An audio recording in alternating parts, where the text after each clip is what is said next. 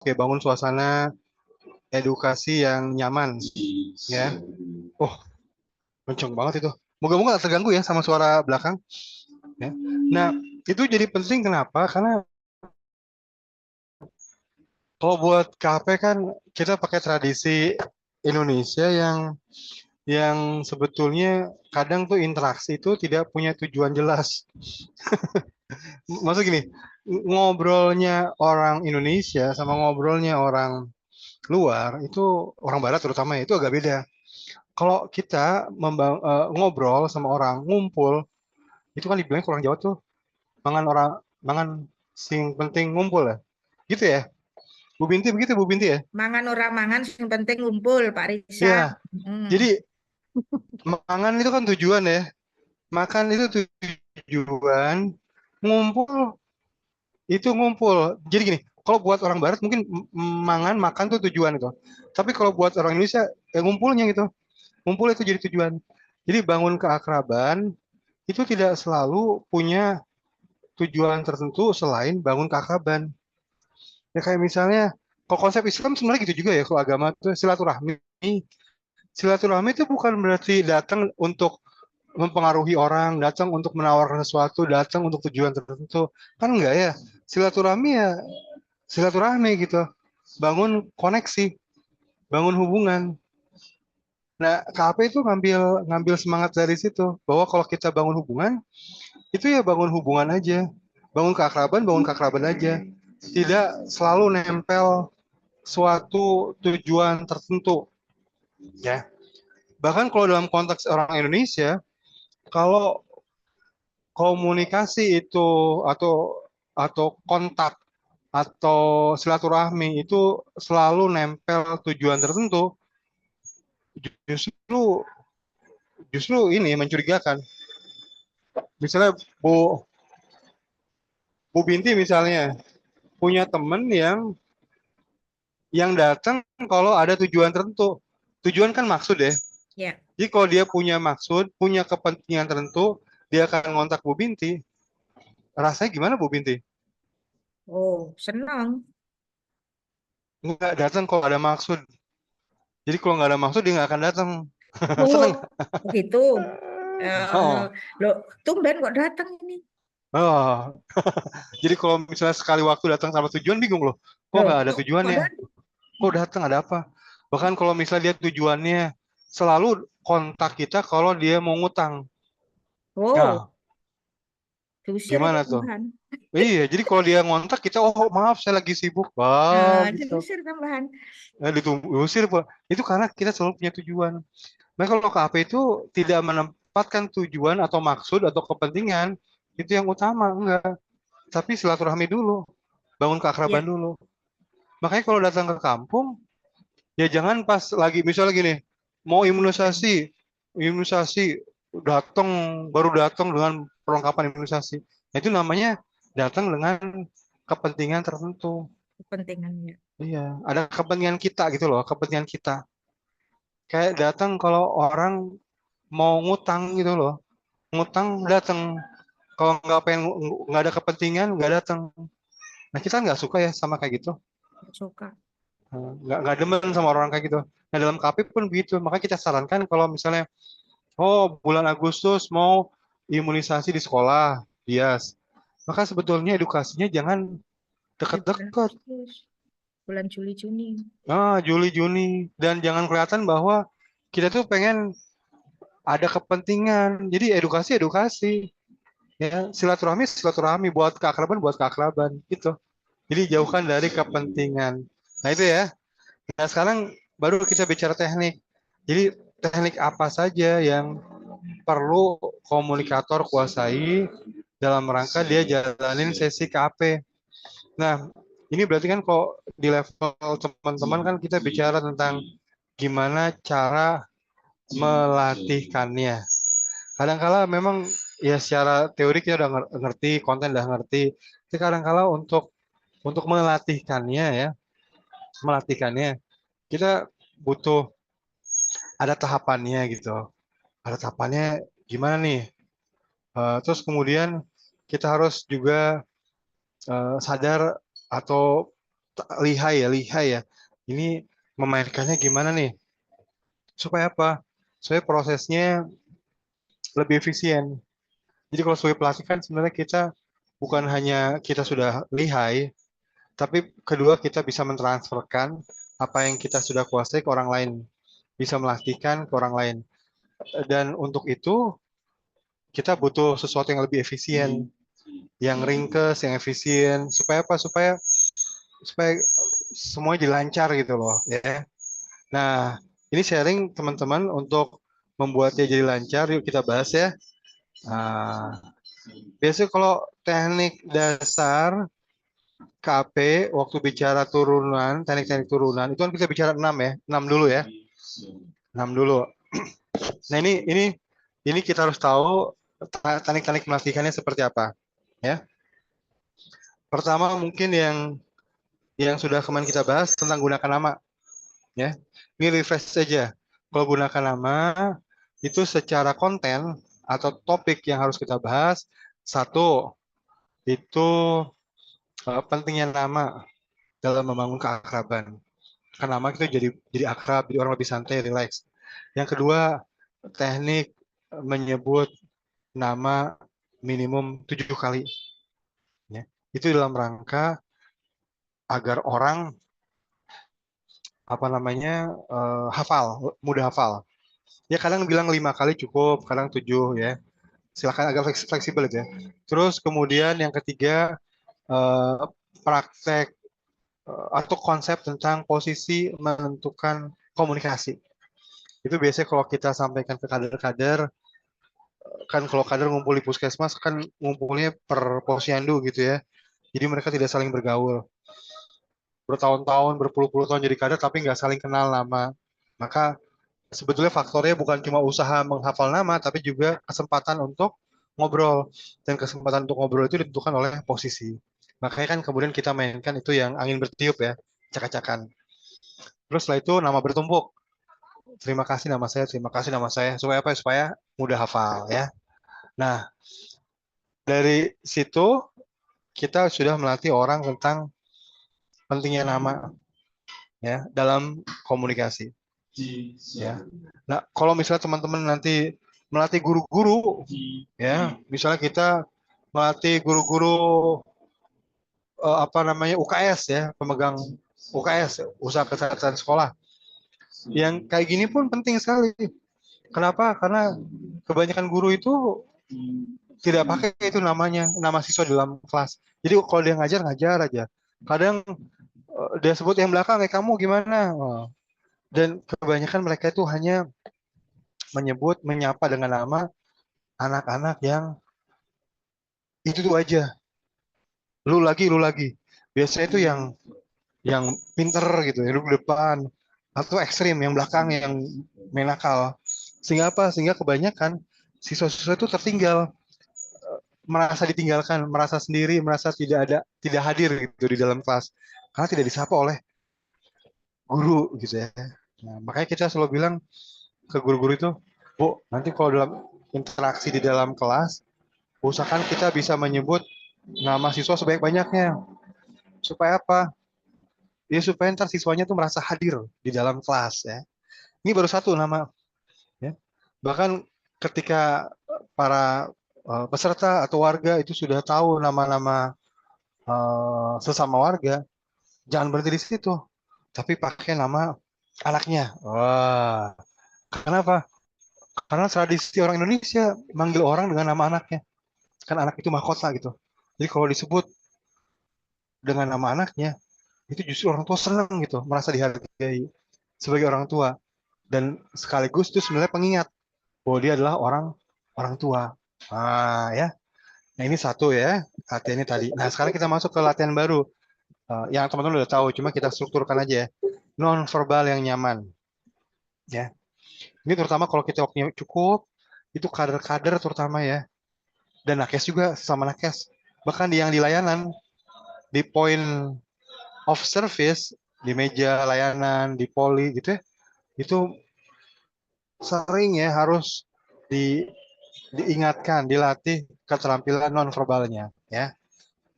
Nah, kenapa? Ini buat kita dulu background. Pikiran buat kita ya.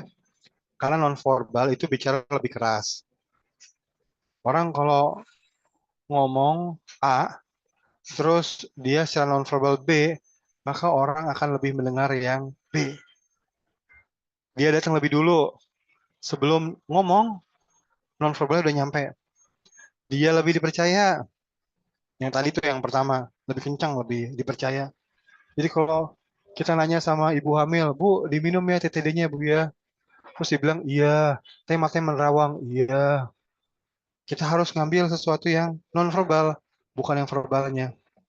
Ya. Dan dan itu terjadi karena nonverbal itu berasal dari hati. Jadi kalau mau komunikasi yang objektif dari hati, yang lebih jujur, itu nonverbal.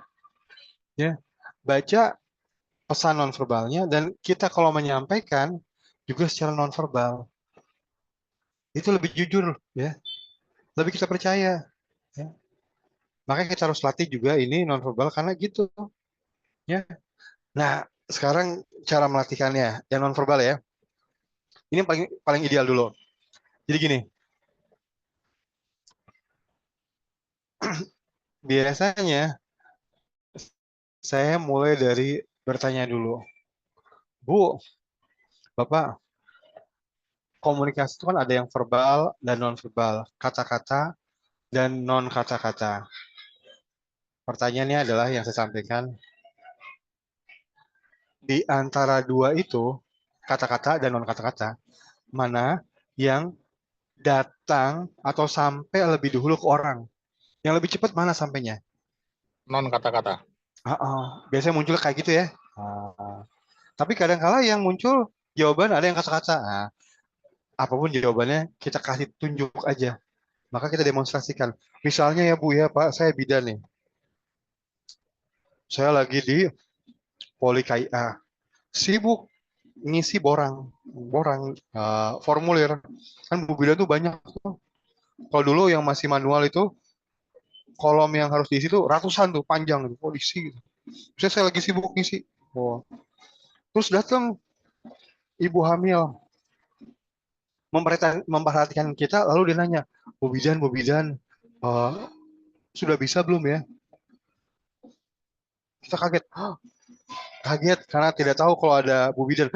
Ada Bu Hamil. Apa? Nggak, belum ngomong, belum bicara sepatah kata pun. Terus tanya, apakah sebetulnya kita sudah menyampaikan pesan atau belum ya? Udah belum kita menyampaikan pesan? Belum. Biasanya ada yang jeli. Oh sudah. Apa pesannya? Kita tanya lagi.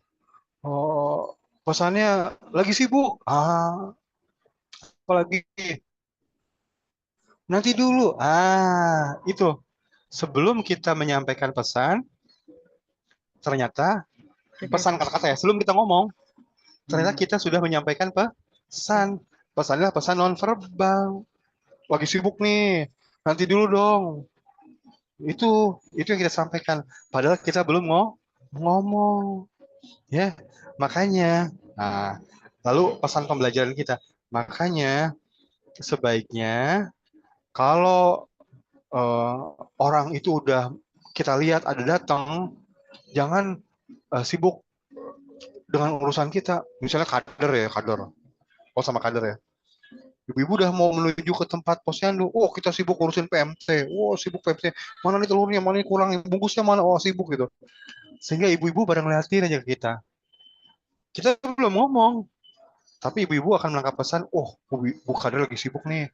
Jangan diganggu dulu, nanti aja. Nah gitu. Karena nyampe duluan. Makanya kalau kita sudah lihat ibu-ibu datang, walaupun belum bisa ngomong, tapi segera sampaikan pesan non verbal. Oh, gitu ya. Jangan nunggu bisa ngomong dulu baru menyampaikan non verbal, jangan. Tapi langsung di layanan. Kan dipanggil orangnya ya. Nomor 112 menuju ke sini. Jangan sibuk. Ah, gitu. Nah, ini yang kedua. Karena nonverbal itu masuk ke hati, bukan masuk ke pikiran. Nah, itu nomor 2 tuh, Bu. Kasih contoh. Kasih contoh misalnya ya, tarik salah satu peserta. Misalnya eh, Pak Kohan tadi ya, saya lihat tadi namanya Pak Kohan. Nah, atau Pak Rahmat. Pak sini Pak sini maju-maju.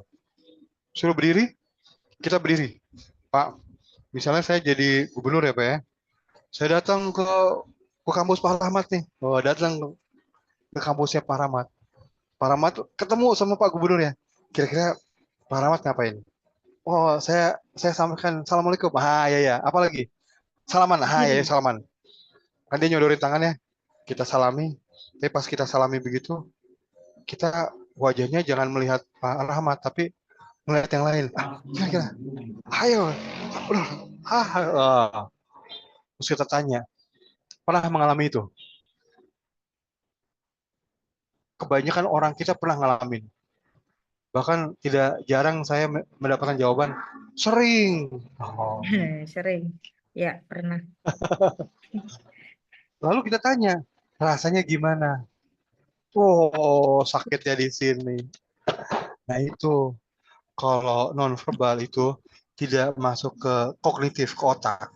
Bukan dipikirkan, tapi dirasakan. Nanti kalau sama komunitas agama ya, misalnya muslim gitu, saya suka tambahkan contoh-contoh Rasulullah. Yang namanya adab itu bukan kata-kata, tapi nonverbal. Nah, contoh-contoh ya, contoh. Itu kalau Rasulullah lagi ngeriung tuh, duduk bareng sama para sahabatnya, terus dipanggil si Fulan dari belakang. Wahai Rasulullah. Maka kata guru ngaji saya, itu Rasulullah tidak, sini mari duduk sini. Enggak, enggak. Nonverbal bukan begitu. Tapi apa? Diputerin badannya. Silakan, silakan. Diputerin badannya. Padahal kan muterin badannya kan berat gitu. Tapi dilakukan. Itu nonverbal. Harus dilakukan karena masuknya ke hati. Jadi kalau keliru, ngeselin. Tapi kalau enak, nyenengin. Ya, jangan jangan kayak ini. Nggak semua guru ya. Kalau guru-guru saya bilang nggak, bukan ibu bapak nih. Saya nggak ngomong ibu bapak. Tapi ada tuh saya guru-guru yang saya lihat lagi jalan nih bawa map. Terus kemudian dipanggil sama siswanya sebelah kiri. Bu guru. Terus dia cuma kasih ujung mata aja. Kenapa? Berhenti enggak, cuma kasih ujung mata. Itu artinya nonverbalnya kurang kurang optimum ya. Makanya nonverbal itu penting karena masuk ke hati bukan pikiran ya. Terus yang ketiga, makanya lebih dipercaya karena dari hati ya. Contoh kan, misalnya gini ya Bu ya, kita nanya sama ibu hamil, sedang kelas ibu hamil, bagaimana ibu-ibu? Sudah paham? Terus ibu-ibunya jawab, paham, paham. Sambil melihat ke temannya, paham. Paham nggak itu? Enggak, iya. Karena nonverbal itu lebih lebih dari hati, ya. Nah, terus kemudian terakhir, kalau dari sisi materi kita bilang, makanya Bu, sebagai komunikator, kita harus bisa berkomunikasi selain secara verbal, kata-kata, juga nonverbal. Harus bisa saling berkomunikasi. Komunikasi itu artinya, nah ini tekankan, komunikasi itu artinya tektokan. Tektokan. Jadi kalau misalnya kita kok ngomong aja, terus orang tidak tektokan, nah itu bukan komunikasi namanya. Komunikasi harus tektokan gitu. Nah, tektokan misalnya gimana? Misalnya gini. Misalnya saya ngomong sama Bu Vivi, jadi gitu ya Bu Vivi ya. Kita kalau belajar komunikasi itu memang harus rajin ya Bu ya. Kita sambil ngangguk gini. Nah kalau Bu Vivinya ikut ngangguk gini, nah itu berarti terjadi komunikasi, tektokan gitu. Ya, bahasa kerennya itu mimicking. Ya kalibrasi, teknik kalibrasi untuk menentukan apakah orang itu terus mengikutin kita atau enggak. Kalau dalam NLP ya disebutnya calibrating. Ini orang ngikutin kita atau enggak ya? Ini saya ngomong panjang lebar, ini orang itu udah paham itu belum ya? Ah, kita jelasin sesuatu kita ngangguk. Dia ikut ngangguk, berarti dia dapat nih. Jadi tektokan lah intinya gitu ya. Udah tuh jelasin empat empat konten itu dengan demonstrasi, dengan apa apa tunjukin gitu ya cerita. Baru kemudian kita masuk ke latihannya. Nah, latihannya itu cukup satu sebetulnya, tapi nanti akan mencakup semua teknik ya, atau lebih banyak teknik nonverbal. Latihannya adalah kontak mata, latihan kontak mata. Nah, cara mengintro teknik kontak mata adalah gini, kita tanya, Bu, Bapak, kalau saya ngobrol sama orang, tandanya apa ya? Secara nonverbal, bahwa saya ngobrol sama orang, jawabannya adalah matanya ngelihat. Itu dia kontak mata. Terus tunjukin. Tunjukin dengan cara apa? Misalnya satu ibu Cornelia. Misalnya gini ya Bu Cornelia ya.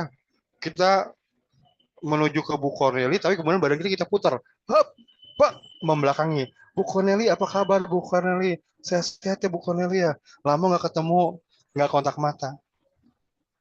Gimana Bu Cornelia? Rasanya? Aduh, Saya ngomong nggak? Weh, nggak tahu, nggak jelas. iya, Gitu ya. iya, Gara-gara tidak kontak mata. iya, Nah, kan gitu ya. iya. Terus Bu Cornelinya diajak, mari sini Bu Corneli, berdiri ya. Berdiri tuh Bu Corneli. Nah, Bu Corneli, coba sekarang praktekkan kontak mata dengan atau sambil menceritakan 3 hal. Harus dibuat singkat ini ya, karena prakteknya itu satu orang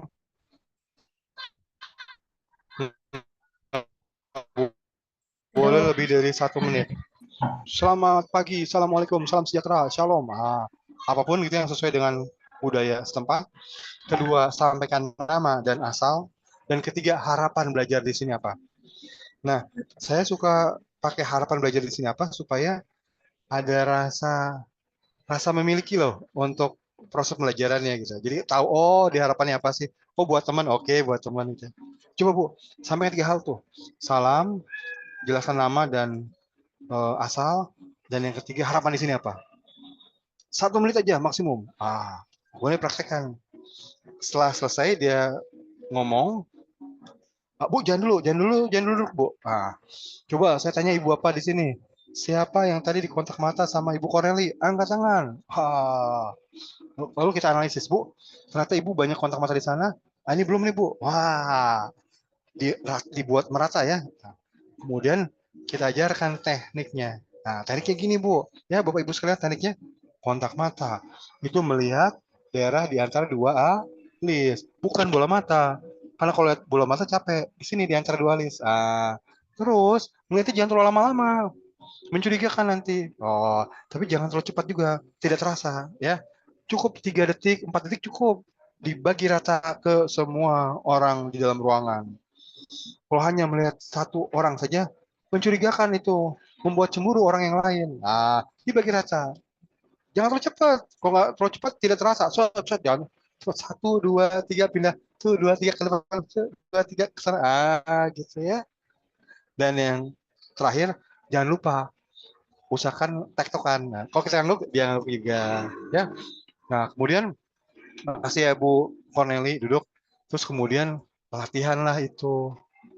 Nah, latihan ini dalam kelompok. Supaya apa? Supaya semua kebagian. Kalau misalnya pesertanya 30, terus dibuat di kelas besar satu persatu, ya 30 menit habis. Kalau pesertanya 60, satu orang 1 menit, 60 menit habis. Jangan. Makanya untuk efisiensi waktu, buat kelompok. Nah, buat kelompoknya berapa? Tergantung dari waktunya juga. Waktunya cuma 10 menit nih. Berarti satu kelompok isinya maksimum 10 orang. Waktunya masih ada nih 15 menit. Udah, maksimum satu kelompok 14 orang misalnya. Saya sih sarankan agar satu kelompok jangan lebih dari 10 orang. Supaya nggak membosankan. Ya. Kalau bisa 7, bisa 8 bagus. Ya. Nah, 10 orang misalnya. Udah, buat kelompok. Ingat cara buat kelompok ya? Ada hitung-menghitung, menghitung dengan bahasa Maluku. Bingung apa tuh? Ah, ini 1, 2, 3, 4. Ah, gitu ya.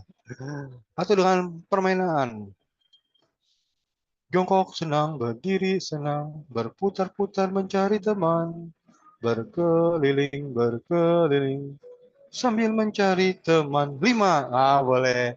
Atau Mbak Lesti suka pakai patung pancoran.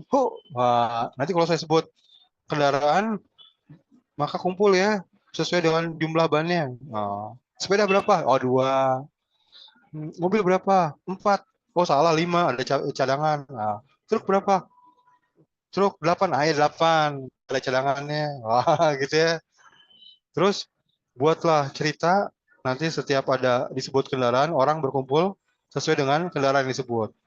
Suatu pagi, saya bermain ke terminal. Di sana saya lihat banyak truk. Wah, ngumpul ada berdelapan. Nah, tapi ingat, jangan langsung. Jadi misalnya gini, target kita kumpul dengan jumlah 8. Maka yang pertama kita buat dulu motor, biar kumpul berdua. Lalu mobil, ngumpul 5. Nah, terakhir 8. Atau misalnya targetnya ngumpul 5. Nah, kita main dulu 2. Motor, terus kemudian truk. Nah, baru mobil. Nah, gitu ya. Jadi jangan langsung. Nah, setelah itu mereka duduk dalam lingkaran. Nah, praktekkan satu persatu. Dan sambil kita liatin. Mata kemana ya? Kasih masukan. Kok ini real time aja. Ketika dia ngomong, dia lihat ke atas. Gitu. Ketika tangannya belum gerak-gerak, ada yang gini tangannya. Main kan. Gitu. Ketika badannya, ada gini. Geraknya maju, mundur. Tegak-tegak. Gitu. Jadi, kalau bisa real time aja. Sambil dia praktek, sambil ditunjukkan. Gitu ya. Nah, udah semua mempraktekkan dalam kelompok sambil kita jalan-jalan kasih masukan, baru kita masukkan topik yang terakhir. Ini baru non verbal ya. Topik yang terakhir, misalnya kita bilang, ingat tadi ya, kalau di dalam komunikasi non verbal kita harus tektokan.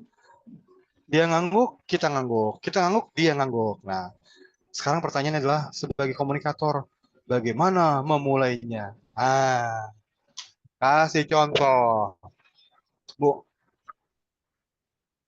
kalau suatu hari kita duduk ya sore-sore sambil baca koran ya, atau sekarang baca ini ya, baca apa? Baca gadget ya.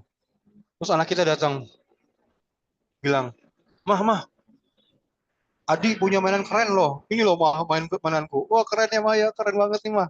Terus kita jawab, "Nah, mana sih? Coba mama lihat. Kata-katanya nyambung, tapi non verbal tidak nyambung. Terus kita tanya, kira-kira anak kita perasaannya gimana tuh? Wah sedih, wah bete. Iya. Kenapa? Nah, karena tidak selaras. Kalau anak itu datang ke kita dengan senang, maka suara kita pun harus senang, wajah kita pun harus senang. Kalau anak kita datang dengan sedih, mau aku tadi dipukul sama kakak kelas, sedih. Terus kita bilang, wah jangan kalah dong kamu, harusnya kamu lawan. Wah, nah yang kayak gitu tuh menyakitkan. Bilang sama teman-teman peserta, kita lakukan itu 4 kali, ya berturut-turut atau 3 kali berturut-turut. Setelah itu anak kita nggak mau ngomong sama kita, ngomong hanya kalau ada perlunya. Nah itu bahaya tuh. Kalau ada perlunya, perlu duit ngomong, perlu ini ngomong, tapi dia tidak mengungkapkan apa isi hatinya saat itu bahaya. Ini gara-gara ini nih, gara-gara nonverbalnya tidak nyambung. Makanya kalau kita pengen jadi komunikator nonverbal yang lihai, tugas pertama adalah menyelaraskan.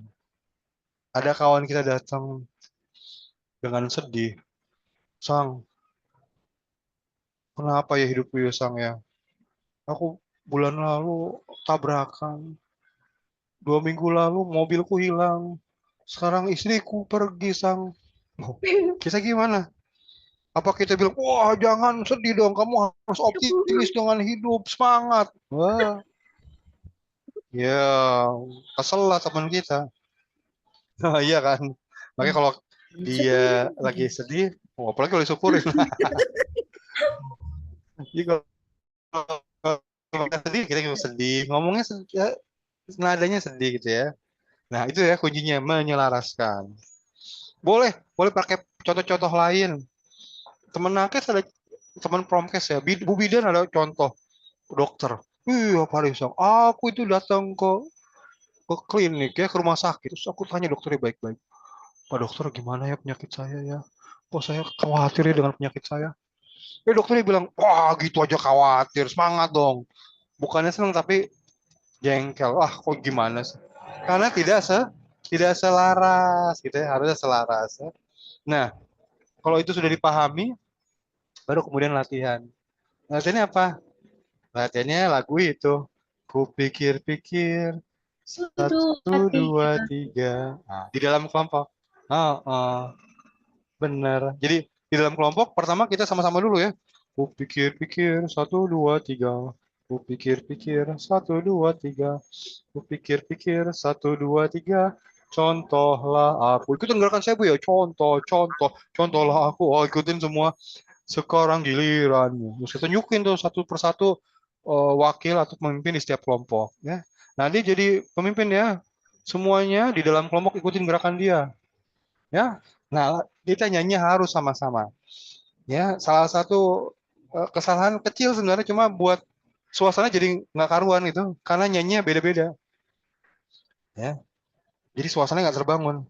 Nah, untuk bagian ini kita pimpin nyanyi sama-sama. Yuk, satu, dua, tiga.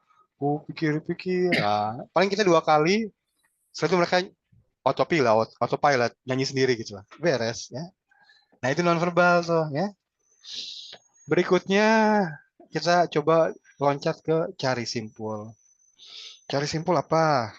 Cari simpul itu adalah eh, latihan berpasangan ya.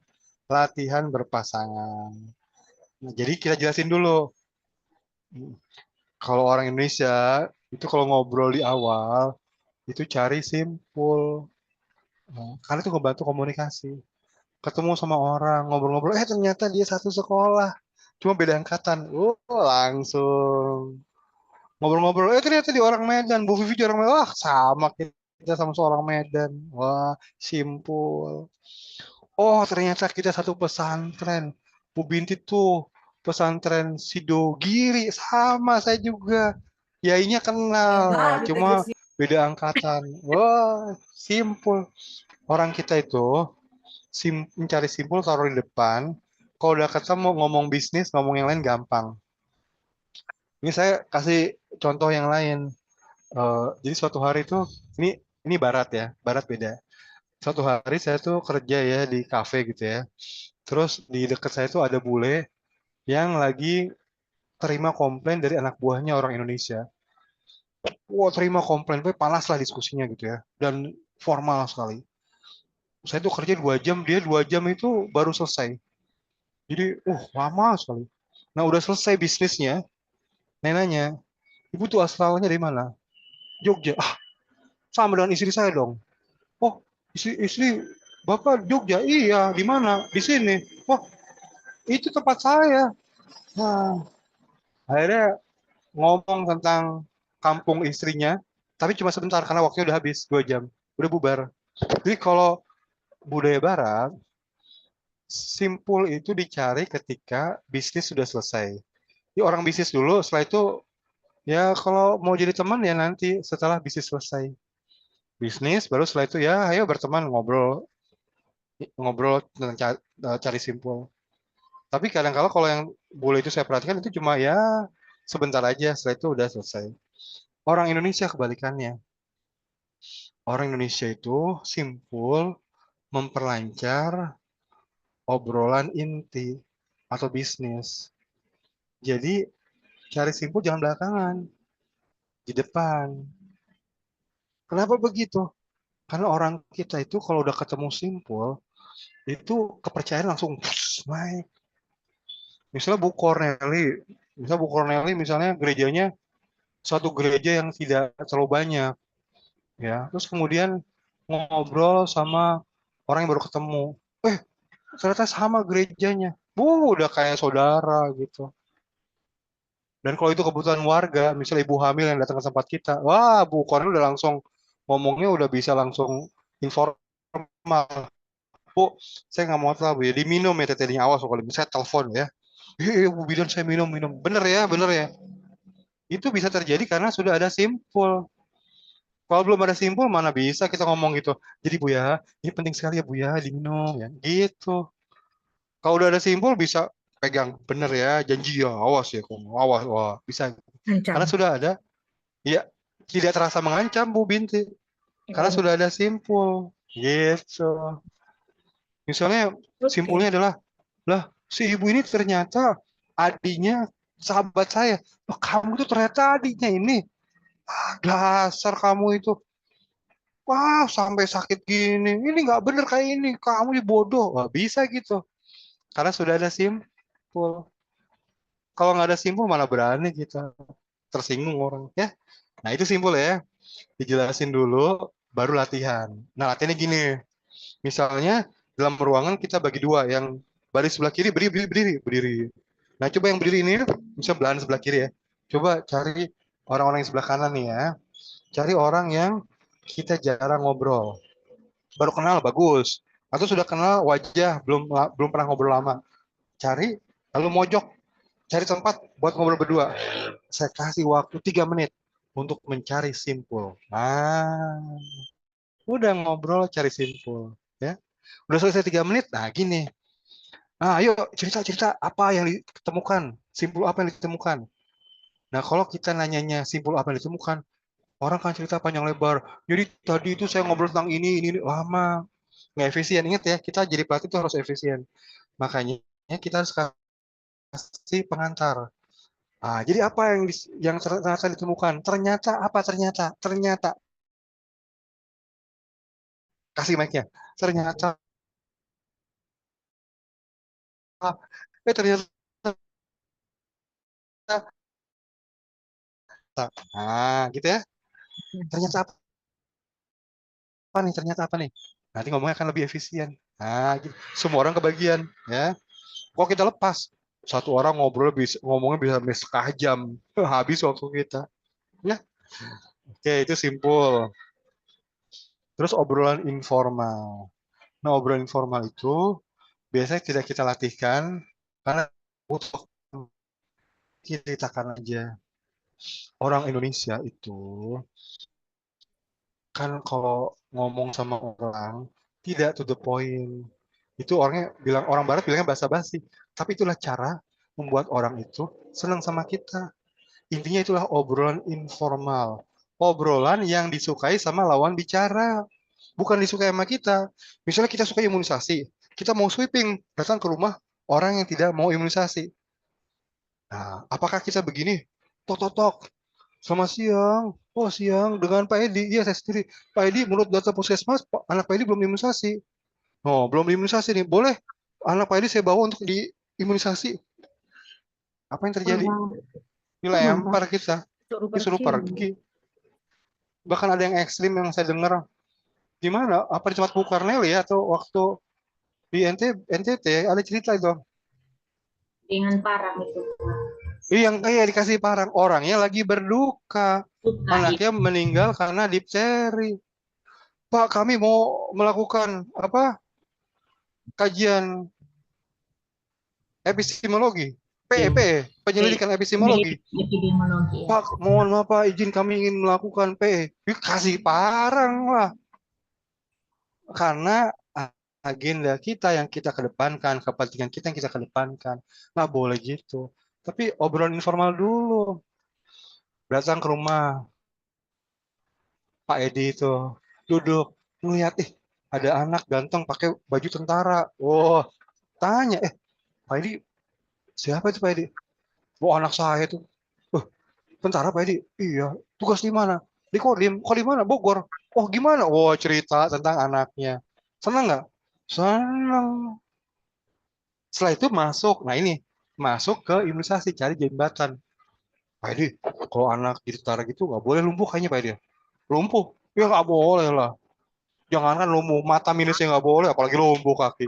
Oh ini makanya Pak Edi. Jangan sampai nih anak kita jadi lumpuh Pak. Maksudnya Ada virus polio, Pak Edi. Nah, ngomong virus polio, ngomong imunisasi.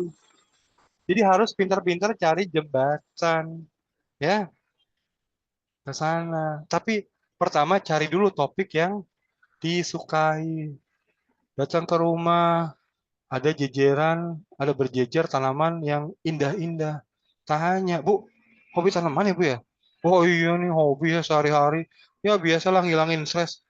Tanaman apa nih, Bu? Oh, ini nih baru. Wow, ajak ngobrol. Seneng. Bahkan itu di tempatnya Bu Corneli dulu, Mas Yadi ya, sampai cerita. Dia mau cari bantuan pompa air untuk respon bencana di Sumbar, Sumatera Barat. Dia datang ke El Nusa bersama bosnya. El Nusa perusahaan besar ya untuk minyak gitu. Dikasih waktu 15 menit. Duduk terus si bosnya Mas Yadi tuh lihat, Pak Direktur ada piala mancing. Ditanya sama bosnya Mas Yadi, Pak Dir suka mancing ya? Oh iya saya suka mancing. Ngobrol tentang mancing sampai 40 menit. Sampai sekretarisnya datang, Pak, waktunya Pak. Ada yang mau meeting lagi. Oh maaf Pak. Ngomong mau apa sih datang sini? Oh ini Pak Dir, saya lagi nyari ini pompa air. Kami lagi kerja respon bencana di Sumbar. Oh, pompa air. Eh, panggil ke sekretaris saya. Mana orang CSR? Komdef, panggil sini. Datang. Ini ada orang butuh pompa air. Butuh berapa? Butuh 4. Sini 4 ya. Wah, terus setelah itu lanjutin ngobrol mancing lagi 15 menit. 1 jam selesai. Kepentingan beres sebentar. Nah ini orang Barat menghina kita, bilangnya ini adalah basa-basi, buang-buang waktu. Gitu kan? Basa-basi, buang-buang waktu. Bilang, cut the crap lah.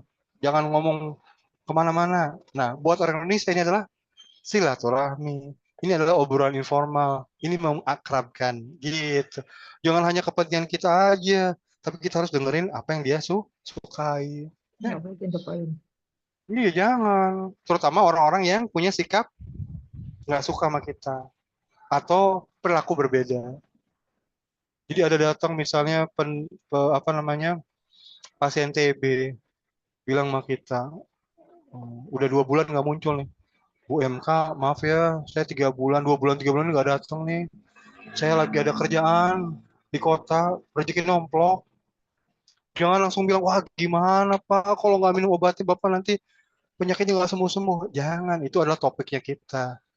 Tapi dia kan tadi ngasih pancingan, rezeki nomplok. Tanya, rezeki nomplok apa? Oh bangun kos-kosan. Oh di mana itu? Oh cerita supaya dia seneng. Baru setelah itu masuklah ke TBC ya. Nah ini ngobrol informal ya. Ngobrol-ngobrol aja cerita-cerita. Terus pertolongan kecil cepat. Kalau pertolongan kecil cepat itu, nah ini juga Indonesia. Saya suka kasih contoh ini yang COVID dulu.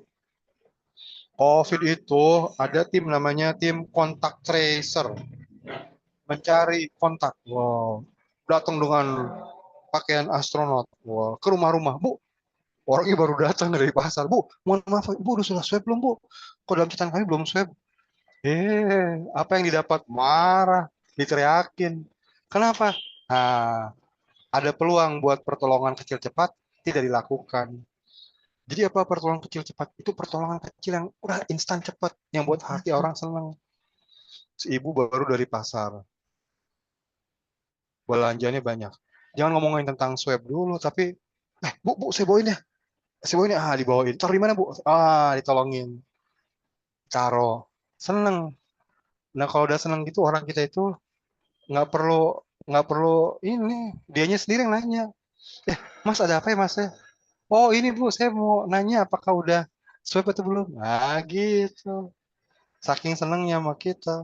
Ya. Ibu balita datang ke posyandu, sepatunya jatuh, oh langsung dipasangin. Seneng. Kalau udah seneng, wah gampang. Nah gitu ya, cerita-cerita aja di sini ya. Nah yang berikutnya, mendengarkan. Ini penting. Saya bilang, teknik-teknik AP kebanyakan bersumber dari teknik mendengarkan. Kalau yang intinya, makanya kita harus kuasai. Nah, jangan ngomong teori dulu, tapi contohkan aja. teman gini ya, Bu, Bapak, ada datang ke kita teman bilang, Risang, kemarin aku makan bakso enak loh. Terus kita jawab, wah, kemarin aku makan somai enak juga. Terus kita tanya, orang kayak gitu gimana tuh? Temenin nggak? Enggak. Enak nggak? Enggak, kenapa? Ya nggak asik, nggak nyambung. Nah itu. Jadi orang tuh harus mendengarkan atau nyambung. Jadi kalau ada teman kita datang, Risang, kemarin aku makan bakso enak loh. Apa yang harus kita lakukan? Nanya apa? Di mana? Terus rasanya gimana? Isinya apa? Banyak nggak? Terus apalagi harganya? Gitu. Kita nanya supaya orang itu cerita lebih banyak dan kita mendengarkan terus bertanya tapi pendek-pendek supaya dia cerita dengan semangat. Itu yang mendengarkan. Itu adalah nyambung. Kalau waktunya sedikit cukup itu. Atau yang kedua itu tampilkan slide. Nah, dari yang banyak ini slide yang kedua paling ini tampilkan dialog. Kalau di pelatihan kan ada contoh dialog tentang ASTI tuh. Bu Kader, anak saya kasih pisang kemarin. Oh, nggak boleh dikasih pisang. Wah, itu tidak mendengarkan. Tapi ada yang mendengarkan. Tunjukin aja. Tanya, mana Bu yang mendengarkan? Nah, ini. Jadi mendengarkan cuma gitu aja, nyambung-nyambung. Nah, kan gitu ya. Udah dijelaskan, udah paham, baru latihan. Nah, latihannya gini. Latihannya berpasangan. Jadi orang pasangkan, terutama yang tidak atau jarang ngobrol. Terus tekniknya namanya adalah apresiatif interview. Tapi kita nggak perlu sampaikan ini buat kita aja sebagai pelatih ya. Apresiatif interview. Jadi interview yang apresiatif. Nah caranya gini, kita bilang aja sama peserta, Bu, ini masing-masing akan bermain peran, satu menjadi pendengar, satu menjadi pencerita, terus gantian. Setelah 3 menit gantian ya. Nah apa yang diceritakan? Yang diceritakan adalah pengalaman yang paling mengesankan selama bekerja. Sebagai Bu Bidan misalnya, apa yang mengesankan? Terutama yang mengesankan positif, yang membuat kita semangat. Pencapaian apa gitu, menyelamatkan apa, pokoknya yang menyemangati, yang positif, yang paling berkesan. Dan patokannya individual, bukan juara ini juara itu. Ya kalau juara ini juara itu prestasi itu mengesankan silakan. Tapi masing-masing individu punya pengalaman yang mengesankan masing-masing. Nah, ceritakan itu kepada kawan. Nah, kawan tuh harus mendengarkan. Jadi tadi kan kita sudah belajar ya mendengarkan tuh bukan bukan. Tapi apa tadi? Nyambung, tanya. Dan wajahnya tuh harus menyelaraskan ya. Kasih waktu 3 menit, setelah itu gantian. Nah ya, ayo silakan mulai. Udah, kita santai aja. Jalan-jalan, melatihkan ya. Udah selesai. Nah ini, apresiatif interview tuh paketnya begini. Setelah selesai, nah coba sekarang saya bentuk kelompok ya. Misalnya 4 kelompok, 4 pasangan dijadikan satu kelompok. Nah itu mengukur waktu lagi. Waktu kita cuma 6 menit, nah berarti 3 kelompok jadi satu kelompok, 3 pasang jadi satu kelompok.